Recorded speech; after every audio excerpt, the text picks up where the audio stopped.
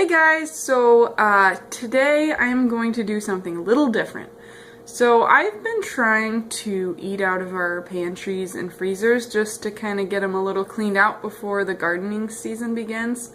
So I have not been doing grocery hauls. However, that does not mean we haven't had anything to eat.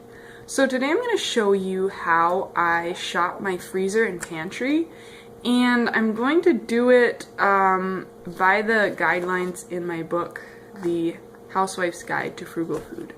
So let's get started. Here is my list, and this is for one person. So you can see there's eggs, milk, meat, rice, beans, all that stuff. And here's a chart in my book for families. Now, we have 3 in our family, but 1 is 6 months old. So what I'm gonna do is I'm just gonna do I'm gonna do it for 2.5 people because I am nursing, so that means I eat a little more, and she is eating some food. So I'm gonna do it for 2.5 people. So this is our list for 2.5 people. 2.5 dozen eggs, 7.5 pounds meat, 2.5 gallons milk, or 2.5 pounds of dairy, because cheese kind of counts for that too.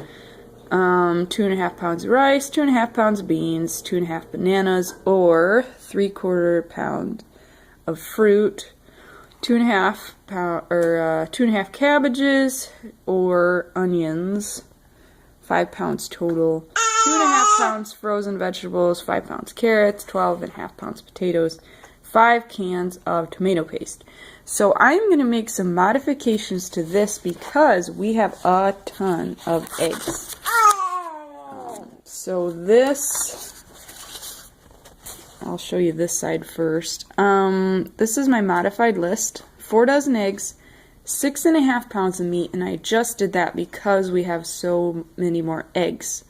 So a little less meat, and I adjusted the rice and beans. I brought it down 1/2 pound for each of them, and I added in 1 pound of oatmeal for the grains on our list. 3/4 pounds of fruit, 5 cans of tomato paste, 12.5 pounds of potatoes, 12.5 pounds of other vegetables. Yeah, okay, so now I'm going to show you what we've got in the pantry. First, we're going to stop in the pantry for our grains. So we've got our oatmeal here. That's our 1 pound of oatmeal, and I actually weighed all this stuff out. Usually I do not do that, but for your guys' sake I did. Let's see, our 2 pounds of rice here, our 2 pounds of beans. I found 4 cans of tomato paste, and I used another one to make enchilada sauce, which is in the fridge, so that's what's going to count for my last can of tomato paste. And then back here, you probably noticed on my list I did not include any bread products, and that's because you can't really, I don't know, it's really hard to afford pre-made bread products on a $10 a week budget. So that's a thing of flour as a representation of all the bread stuff I'm going to make, which is usually just a combination of flour and oil and water, honestly. So that is what I've got in the pantry. Now we're moving on to the fridge. You see I've got my 4 dozen eggs here, and then over in this area here I've got my dairy. So this is actually a bunch of Greek yogurt I made from about 1 gallon of milk. Then I saved a little bit of the milk for hot cocoa and tea. And then we have so much cheese here. That's left over from Easter, and yeah, so that's actually going to be the majority of our dairy this week is the cheese. Here, the fruits and vegetables. So I'm going to start with what I've got. I've got about 1 pound of carrots, 1 pound of cabbage, and some celery. So all in all there, I've got about, how much do I have? Probably about 2 pounds of fresh produce there. This is some canned plums that I opened up. So that'll count for some of our fruit. And some applesauce will also count for some of our fruit. And then down here, I've got some duck drumsticks thawing out. So this, and when I do my meat, I keep most of it in the freezer. I'm not going to thaw all of it at once, because that would be dumb, because then it would all go bad. So this is the meat that we're going to use the soonest. I've got probably two pounds here. And then over here is just random stuff. We've got some extra eggs. This is some broth I made. Probably going to use that this week. And back there's some breadcrumbs and some other stuff. So that is basically what I've got in the fridge for this week's shopping. Lastly, I'm going to show you the freezer stuff. So back in this corner, in this tub here, I've got my minus 2, 4.5 pounds of meat. We've got some bacon in there. It's kind of hard to tell. Some venison, bacon, pre-cooked chicken. And then here we've got our vegetables. The majority of our vegetables this week are frozen. So I've got 3 pounds of frozen green beans here. If you can see back there, it's kind of dark. Some fajita peppers, another pound of those. I've got another pound of chopped up peppers behind there. I've got a pound of spaghetti squash and then also some mixed veggies there. So that's what we've got in our freezer. I thought I'd show you this stuff too.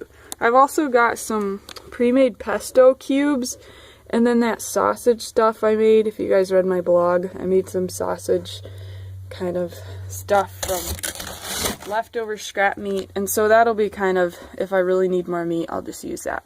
So that is what we've got in our freezer. Hey guys, I was hoping I wouldn't have to use my computer to do this because I don't like the background noise, but my phone only gets so much video. So I'm out of room, so I thought I'd finish up here. Let me see, this was my modified list.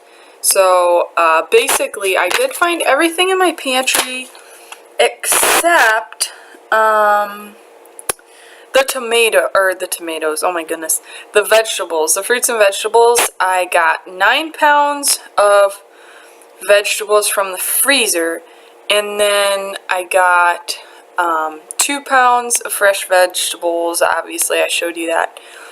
And for the potatoes, I didn't have quite enough potatoes, but I did find some onions that will work as well as potatoes. So yeah, I got about 12.5 pounds of potatoes and onions combined, and then not quite 12.5 pounds of vegetables between the 2 pounds of fresh and 9 pounds of frozen.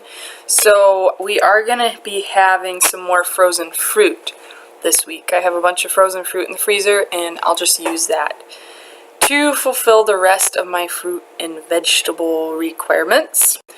Lastly, I just wanted to clarify, when I'm picking out stuff for the week's meals, I don't try to think about the price of things, because I've already purchased those things at a good price. So for example, the cheese, all that cheese that we had from Easter, that was within our regular budget.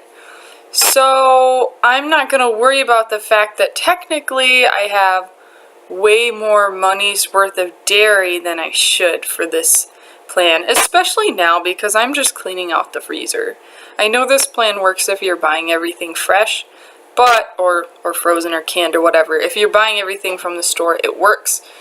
But I have a bunch of garden stuff I want to get out of the freezer, a bunch of meats that I want to use up from the freezer, and also canned stuff. I have a lot of canned stuff and pantry stuff that I want to get rid of. So I don't worry about the price of the things that I pick when I go shopping at home, because I've already gotten a good deal on that, and that was taken care of when I first bought the items or grew them or whatever. So that's that. Now I've been taking pictures and getting a few clips of what I've made with my groceries, I guess you could say. And I'm hoping to do a follow-up to this, just because some people are like, oh, how do you make actual meals out of stuff like dry beans and rice and duck legs? So I'm going to show you that, hopefully. Going to get some pictures and clips of what I make The thing about eating for $10 a week is the whole point is to buy things as cheap as you can. So buy the cheapest food items, and a lot of times those are whole foods, foods that haven't been processed, and then make those things into other things that you can use for your meals. So for example, like the flour I showed you, that's gonna be probably some tortillas, some bread, maybe some cookies, maybe if I feel like it. The beans are gonna be refried beans, baked beans, regular like canned beans that you would use in soup and stuff and chili. So I'm gonna try to make the most of all of those things that I bought, and I'm gonna show you in another video how that kind of plays out in real life. In the meantime, if you haven't already, feel free to go through my How to Eat for $10 a Week playlist. There I've kind of outlined the basic steps and some tricks and hints and stuff for you guys, starting out with your basic grocery list, and then part 2 is like things you can make from your basic grocery list. I forget what the other parts are, but they're very much worth watching. So if you want to check that out, be sure to do so, and I hope you guys really like this video because I had some fun making it. So be sure to like and subscribe if you do like this video and want to see more. See you guys later.